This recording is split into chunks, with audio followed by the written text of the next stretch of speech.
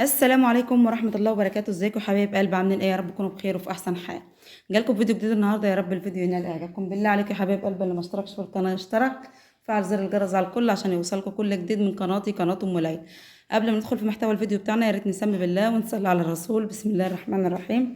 اللهم صل وسلم وبارك على محمد وعلى اله واصحابه اجمعين، حبيبنا ونبينا وشفيعنا يوم الدين محمد صلى الله عليه وسلم. زي ما انتم شايفين حضراتكم يا حبايب قلبي، بدأنا خلاص نفرش في المكان اهوت. شايفين ايه رأيكم بقى في الفرش اللي جبته للأرضية ده؟ يعني الفرش ماشي مع الحيطان مع كل حاجة، عاطي كله إضاءة مع بعضه مع دهان البيبان، يعني فيه لون من اللي في الأرضية ماشي مع لون البيبان وماشي مع لون الحيطان، الحاجات كلها والله ماشية مع بعضها. قولوا لي بقى ايه رأيكم في ذوقي؟ يعني الحاجة كده ماشية مع بعضها ولا ايه فيه اختلاف في الألوان؟ زي ما انتم شايفين حضراتكم، دي الفرشة اللي انا جبتها للأرضية اهيت. مش عارفة بقى هي يعني الكاميرا جايباها لون والأرضية لون، مش عارفة. يعني هي جايباها فاتحه شويه بس هي قافله يا جماعه، يعني اللون غامق شويه بس الكاميرا جايباها فاتحه. زي ما انتم شايفين حضراتكم بقى لسه هنبدا نرص بقى الركنه والكنب والحاجات ديت. هوريكم التشطيب كله مع بعضه مره واحده ان شاء الله. بس ادعوا لنا كده ان ربنا يعدي على خير ويسترها يا رب ان شاء الله، وربنا يبارك لنا وليكم ولأمة محمد اجمعين. انا بس هصور معاكم القعده الاولانيه اللي احنا بنقعد فيها ديت. اما بقى ايه الحاجه بقى ديت بقى براحتنا بقى، ست فيها براحتي وعلى مهلي خالص. بس انا قلت اوريكم التعديلات اللي انا بعملها في المكان اللي هنقعد فيه. بس بسم الله ما شاء الله حلوه جدا جدا. ابو ليلى بقى بيقص الزوايد اللي فيها اهوت، يعني اي اماكن فيها زياده وكده هو بيقصها عشان تبقى جايبه الايه المكان كله، لان احنا جايبينها قطعه واحده عشان تبقى الايه المكان بتدي اتساع. لما بيكون مكان الفرشه بتكون قطعه واحده بتدي وسع في المكان يا جماعه، خلاف ما تكون يعني قطعتين او ثلاثه. لان قبل كده ان كان عندي الفرش كان موجود عندي موكيت وسجاد، بس كان ايه قطع يعني مش ايه مش حته واحده. كنت انا جبت قبل كده الموكيت برضو بس قطعته قطع، بس بتدي ضيق في المكان، انما بيكون مقاس واحد بتدي وسع في المكان معاكي جامد يعني. فربنا يبارك يا رب ان شاء الله ويسترها معايا ومعاكم ويعديها على خير ان شاء الله. ربنا يعديها على خير يا جماعه. زي ما انتم شايفين اهوت، بسم الله ما شاء الله ولا حول ولا قوه الا بالله العلي العظيم. متاكد ليه يا احمد؟ يعني حتى الموكيتة عاطية لون مع الفرش بتاع الدهان بتاع السقف. يعني الدهان بتاع السقف فيه لون من الفرشة اللي في الأرضية. بتقول ايه يا احمد ولا بتضحك على ايه يا احمد؟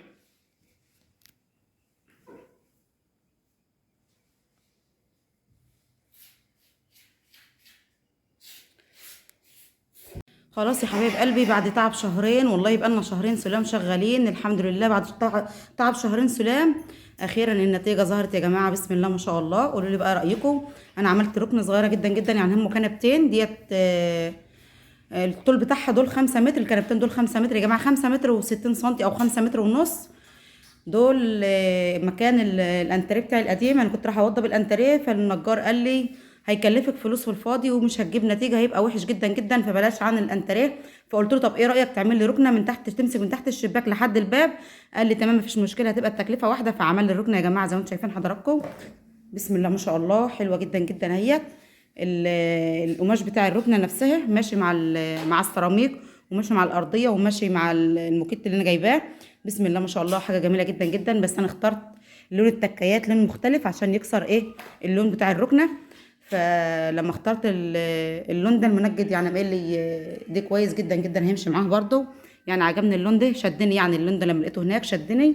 فقلت له انا هتعملي التكايات من اللون ده عشان يبقى كسر البنيات اللي موجوده، عشان ما يبقاش كله بنيات، لان مش هجيب البنيات كلها بايه تبقى قماش الركنه والتكات وكله. مش كنتش عايزه، ما كنتش حابه يبقى لون واحد، فاخترت اللون ده يعني ماشي مع البني برضو، بس عاطي لون جميل جدا جدا زي ما انتم شايفين.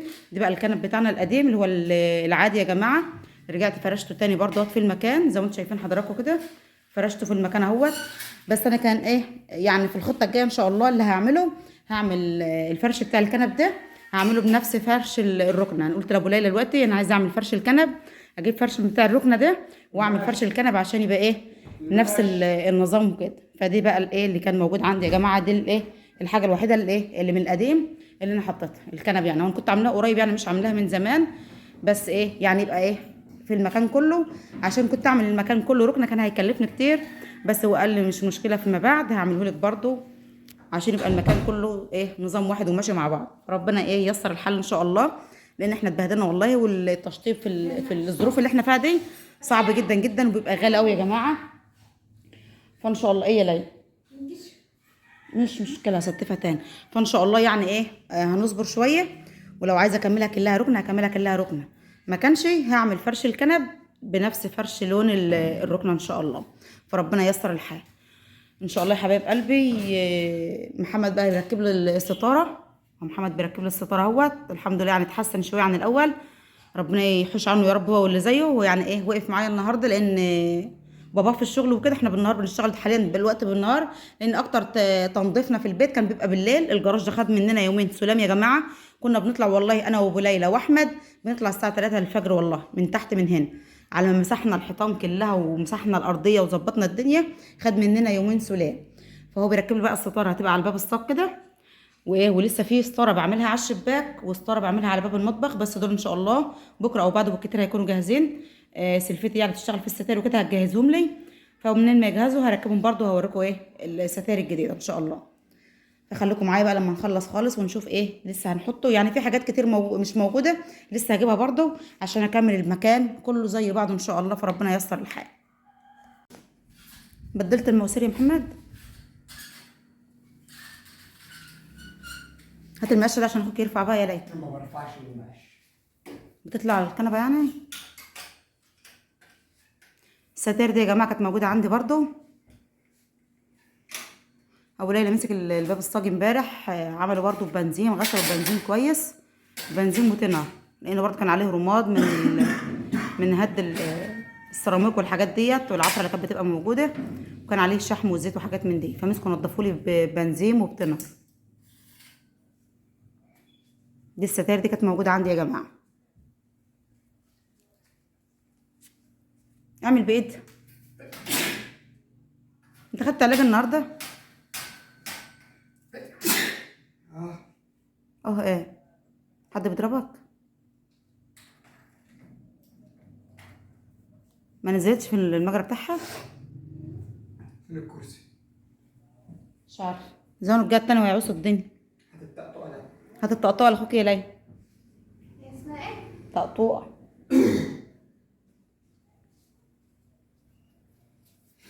هتيجي. هتفلت منك من على العتبه يا محمد، مسكها لاخوك.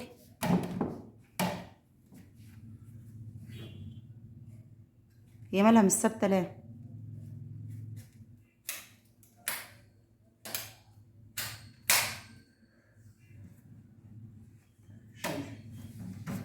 التانية ثابته.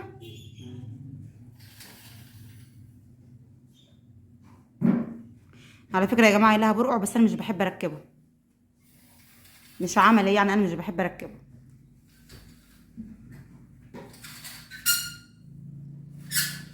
شد خالص يا محمد، هات على نهايه الماسوره.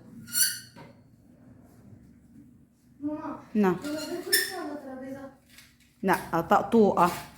يعني ايه تقطقة برضه؟ تنفع كرسي.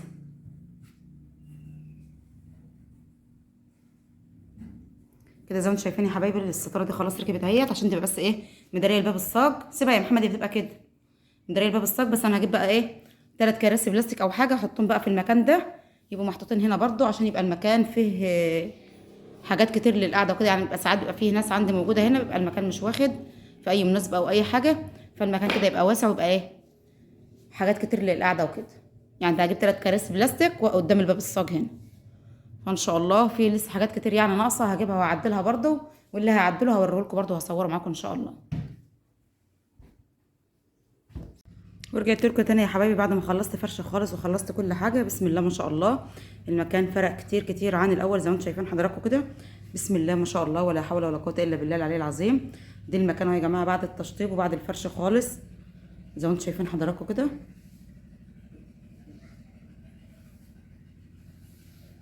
المكان ده خد مني مجهود وخد مني وقت جامد جدا جدا يا جماعه.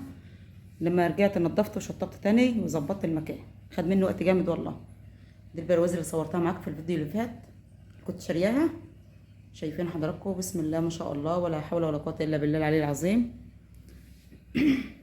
دي الستاير يا حبايبي برضو، الستاير ماشيه مع الدهان ومع السيراميك ومع الفرش الارضيه كله ماشي مع بعض.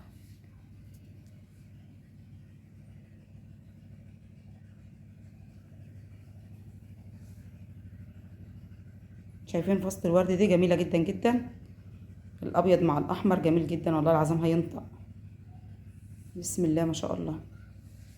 يا رب بس يكون ذوق عجبكم والالوانات حلوه وماشيه متناسقه مع بعضها. الشاشه مش عارفه الالوان بتاع الاشاره بتاعت الدش وحشه ليه. الستاره يا جماعه دي كانت طويله بس مسكناها قصناها، عملناها بس عشان ما تبقاش ايه، ما اقعدش اشد في الكنبه بتاعت الركنه واحط كل شويه، فمسكتها قصتها على قد الشباك بس، يعني بعدتها رجعتها تاني قصتها على مقاس الشباك بس. شايفين حضراتكم بسم الله ما شاء الله. وسط الورد اللي جبتها هنا جبتها بنفس ايه اللون بتاعها مقارب لون التكايات يا جماعه. شايفين حضراتكم.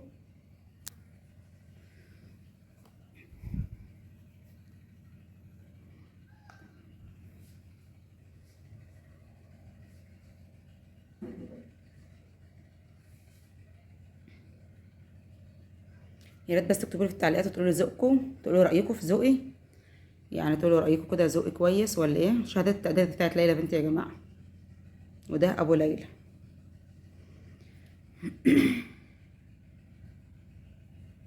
دي الركنه اللي انا قلت لكم عليها بسم الله ما شاء الله، جت جميله جدا جدا والله العظيم، حاجه تحفه يعني، واخده مساحه يعني مش مساحه كبيره قوي، هي دي 5 متر لف كده على بعضها 5 متر، بس جت جميله جدا جدا والله العظيم. المكان حاسه ان المكان بقى هادي وجميل حلو جدا والله. دي التقطوعه ديت، شايفين الوان البيبان والوان الحيطان والفرش والارضيه وكل حاجه كله ماشي مع بعض. دي مكتب صغير كده كنت عاملاه مع المطبخ، فما عادش ليه مكان في المطبخ يا جماعه، فجبته حطيته هنا، لقيت المكان هنا فاضي فجبته حطيته هنا برضو، لونه برضو مقارب للبيبان والارضيه وكله، يعني الالوانات كلها عندي ماشيه مع بعضها بسم الله ما شاء الله، الالوانات كلها متناسقه مع بعضها مفيش حاجه مختلفه. دي والدي يا جماعه ادعوا له بالرحمه.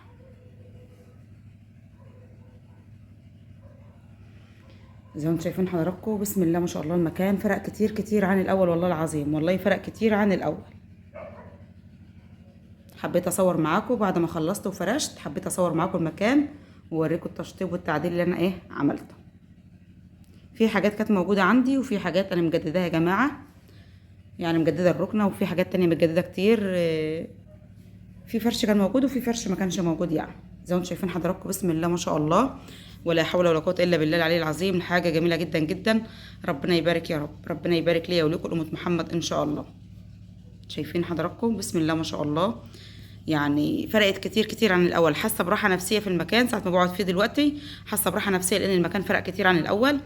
وعقبال عند كل اللي نفسه في حاجه يا رب يعملها، ربنا يوفقه ويحققها له يا رب. انا كان نفسي ان انا اعدل المكان والحمد لله عدلته وعدلته للاحسن، فربنا يعيننا جميعا ويقوينا يا رب ان شاء الله، وكل اللي نفسه في حاجه يعملها ويوفقه ربنا ان شاء الله.